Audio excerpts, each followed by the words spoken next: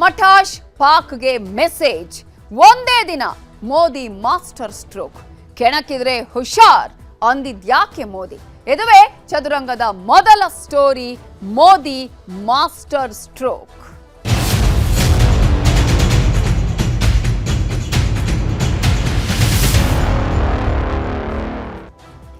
ಕದನ ವಿರಾಮ ಘೋಷಣೆ ಆಗಿದೆ. ಕದನ ವಿರಾಮ ಘೋಷಣೆ ಆದ ಬಳಿಕವೂ ನಮ್ಮ ಪ್ರಧಾನಿ ನರೇಂದ್ರ ಮೋದಿ ಮಾಸ್ಟರ್ ಸ್ಟ್ರೋಕ್ ಅನ್ನ ಕೊಡ್ತಾ ಇದ್ದಾರೆ.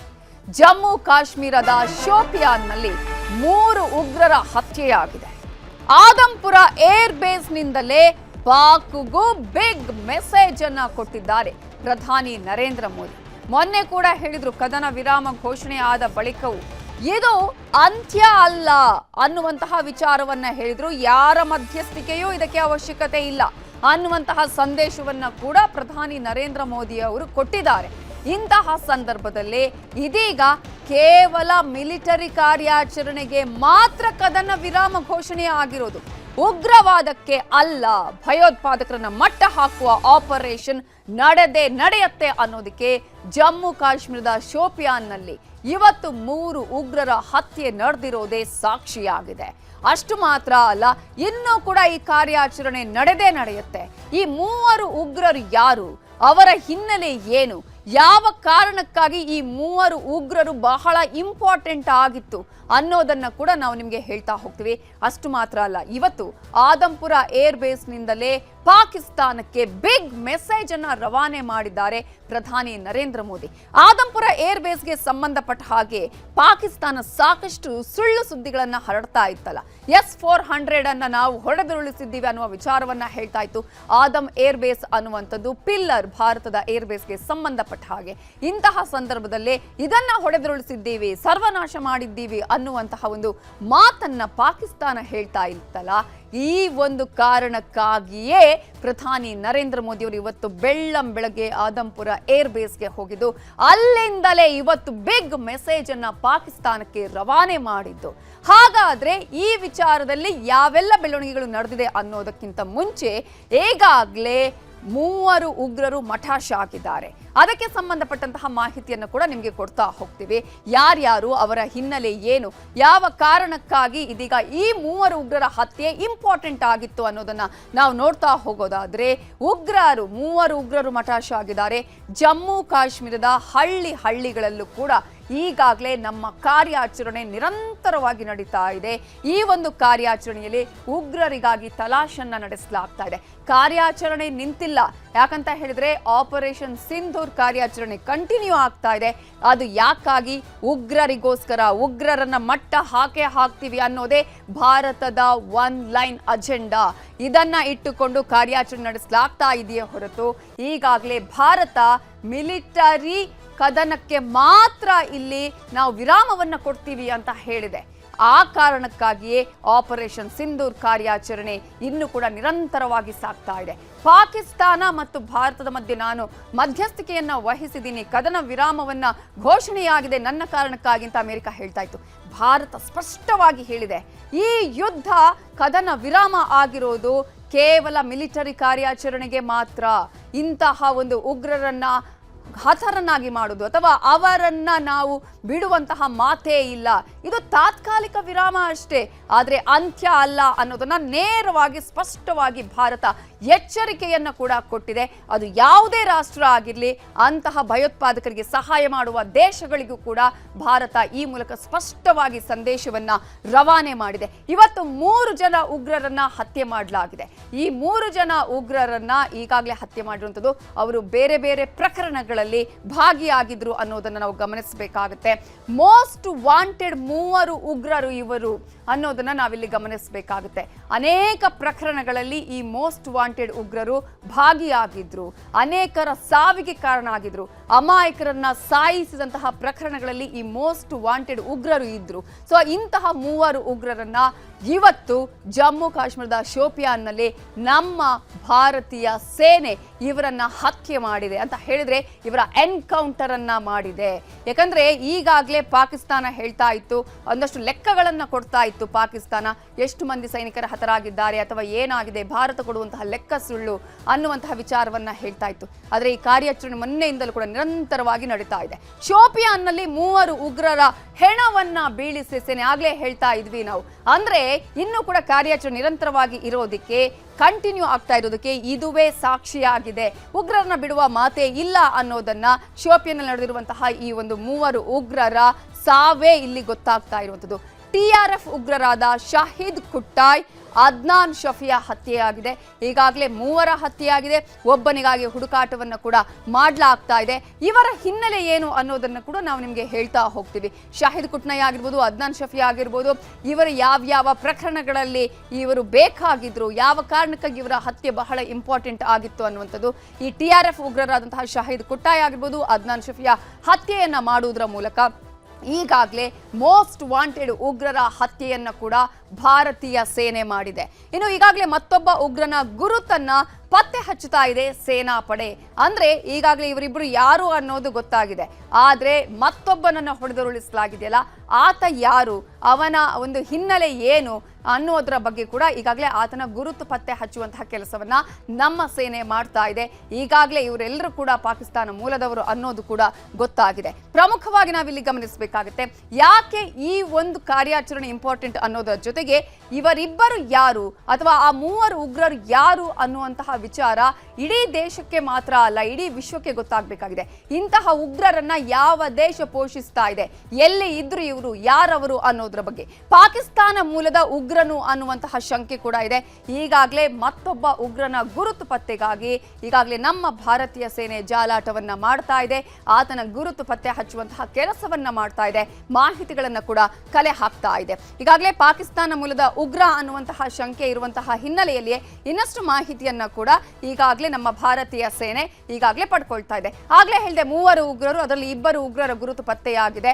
ಆ ಉಗ್ರರ ಹಿನ್ನೆಲೆ ಏನು ಅನ್ನೋದನ್ನ ನಾವು ಗಮನಿಸ್ತಾ ಹೋಗೋದಾದ್ರೆ, ಶಾಹಿದ್ ಕುಟ್ಟಾಯ್ ಆತನ ಹಿನ್ನೆಲೆಯನ್ನ ಗಮನಿಸ್ತಾ ಹೋಗೋಣ.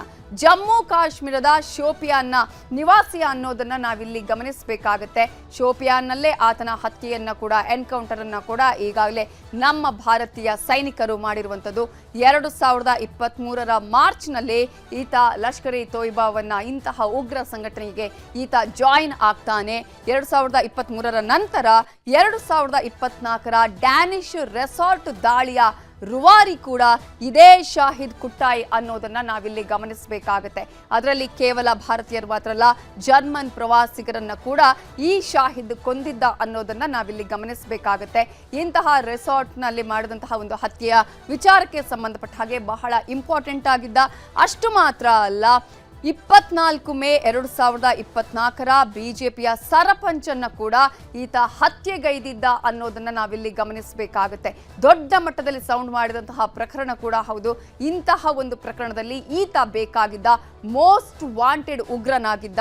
ಆ ನಂತರ 25 ಫೆಬ್ರವರಿ 2025ರಂದು ಸೈನಿಕನನ್ನ ಕೂಡ ಕೊಂದಿದ್ದಂತಹ ಕಟುಕ ಈತ. ಯಾವುದೇ ರೀತಿಯಾದಂತಹ ದಯೆ, ದಾಕ್ಷಿಣ್ಯ, ಕರುಣೆ ಅನ್ನುವಂಥದ್ದು ಇಂತಹ ಉಗ್ರರಿಗೆ ಇರೋದಿಲ್ಲ.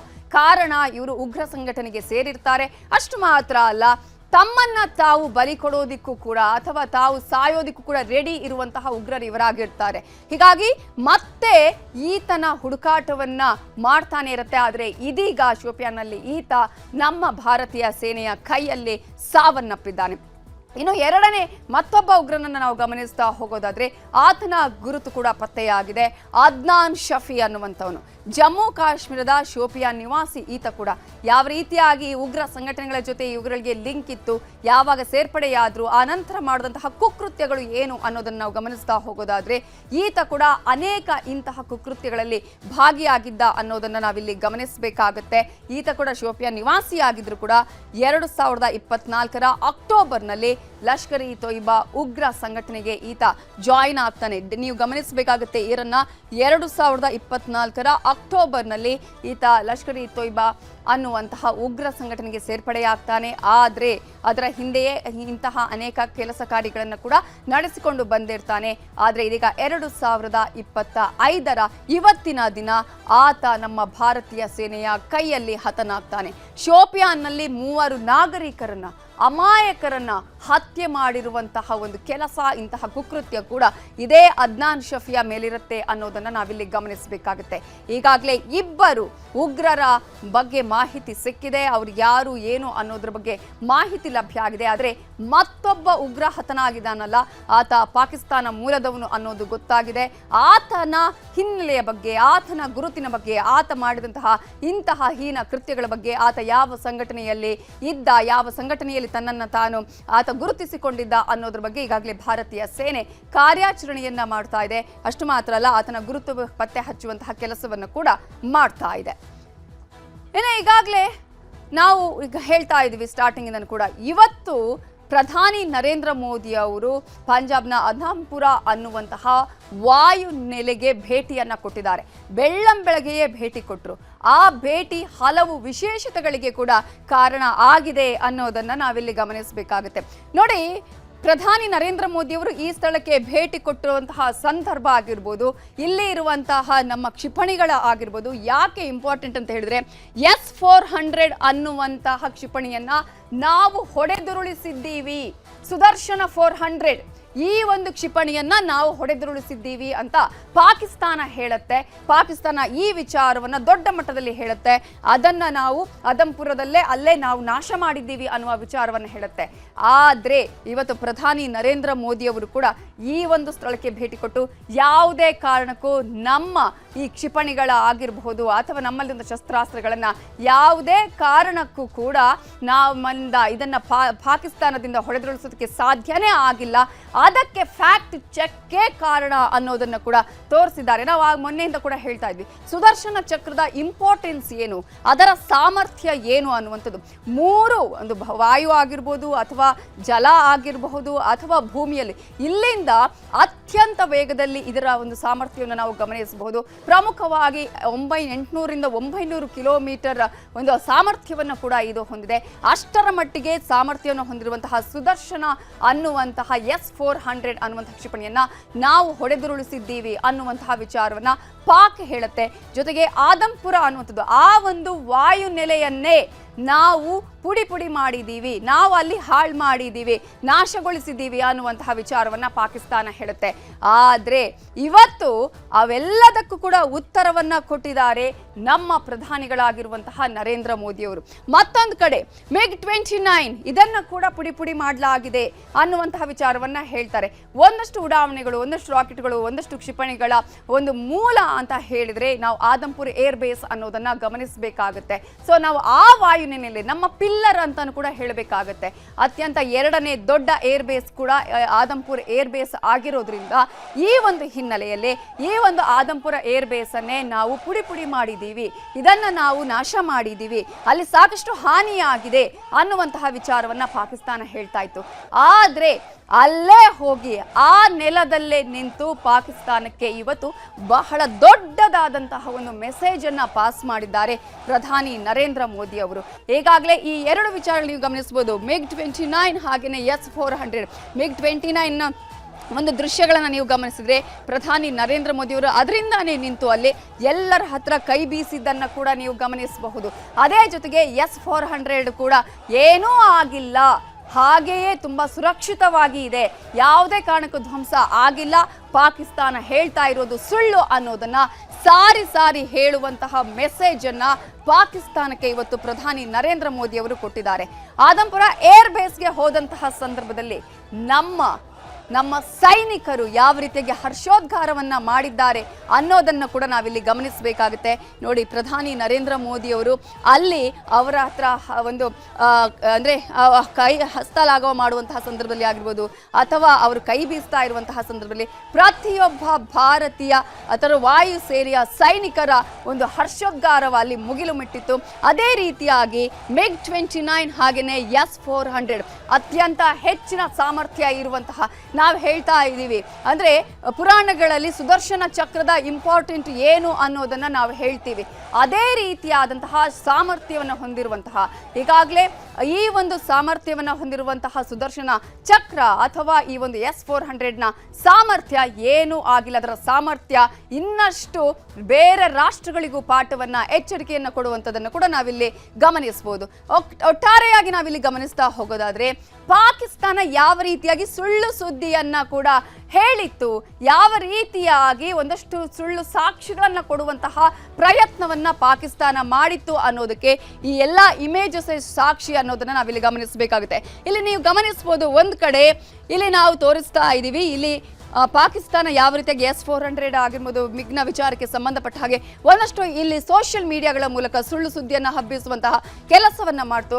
ಆದರೆ ಇವತ್ತು ಫ್ಯಾಕ್ಟ್ ಚೆಕ್ ಏನು ಅಂತ ನೀವು ಗಮನಿಸ್ತಾ ಹೋಗೋದಾದ್ರೆ ಏನೂ ಆಗಿಲ್ಲ ಅನ್ನೋದಕ್ಕೆ ಖುದ್ದು ಪ್ರಧಾನಿ ನರೇಂದ್ರ ಮೋದಿ ಅವರೇ ಅಲ್ಲಿ ಹೋಗಿ ಅಲ್ಲಿರುವಂತಹ MiG-29 ಆಗಿರ್ಬೋದು S-400ನ ಮುಂಭಾಗದಲ್ಲೇ ಇದ್ದು ನಮ್ಮ ಸಾಮರ್ಥ್ಯ ಏನು, ವಾಯುಸೇನೆಯ ಬಲ ಏನು, ಶಕ್ತಿ ಏನು, ಯಾವುದೇ ಕಾರಣಕ್ಕೂ ಅವುಗಳು ಹಾನಿಯಾಗಿಲ್ಲ, ಹಾನಿ ಆಗುವಂತಹ ಸ್ಥಿತಿಯಲ್ಲೂ ಇಲ್ಲ, ನಮ್ಮ ಏರ್ ಬೇಸ್ ಏನೂ ಆಗಿಲ್ಲ ಅನ್ನೋದನ್ನ ಮತ್ತೆ ಮತ್ತೆ ಹೇಳುವಂತಹ ಪ್ರಯತ್ನವನ್ನ ಮಾಡುವ ಅವಶ್ಯಕತೆ ಇಲ್ಲ. ಕಾರಣ ಒಂದೇ ಮೆಸೇಜ್ ಕೊಟ್ಟಿರೋದು ಪ್ರಧಾನಿ ನರೇಂದ್ರ ಮೋದಿ ಅಲ್ಲಿಗೆ ಹೋಗಿ. ಹಾಗಾದ್ರೆ ಅದಾದ ನಂತರ ಸಂವಾದವನ್ನ ನಡೆಸ್ತಾರೆ. ನಂತರ ಪ್ರಧಾನಿ ನರೇಂದ್ರ ಮೋದಿ ಅವರು ಅಲ್ಲೇ ನಿಂತು ಸಂದೇಶವನ್ನ ಕೊಡ್ತಾರೆ, ಎಚ್ಚರಿಕೆಯನ್ನ ಕೊಡ್ತಾರೆ, ನಮ್ಮ ಯೋಧರನ್ನ ಹುರಿದುಂಬಿಸುವ ಮಾತುಗಳನ್ನಾಡ್ತಾರೆ, ಅವರಿಗೆ ಶಹಬಾಸ್ ಹೇಳ್ತಾರೆ. ಅವರ ಮಾತುಗಳನ್ನ ಕೇಳೋಣ. साथियों, आतंक के विरुद्ध भारत की लक्ष्मण रेखा अब एकदम स्पष्ट है. अब फिर कोई टेरर अटैक हुआ तो भारत जवाब देगा, पक्का जवाब देगा. ये हमने सर्जिकल स्ट्राइक के समय देखा है, एयर स्ट्राइक के समय देखा है, और अब तो ऑपरेशन सिंदूर भारत का न्यू नॉर्मल है. और जैसा मैंने कल भी कहा, भारत ने अब 3 सूत्र तय कर दिए हैं. पहला, भारत पर आतंकी हमला हुआ, हम अपने तरीके से, अपनी शर्तों पर, अपने समय पर जवाब देंगे. दूसरा,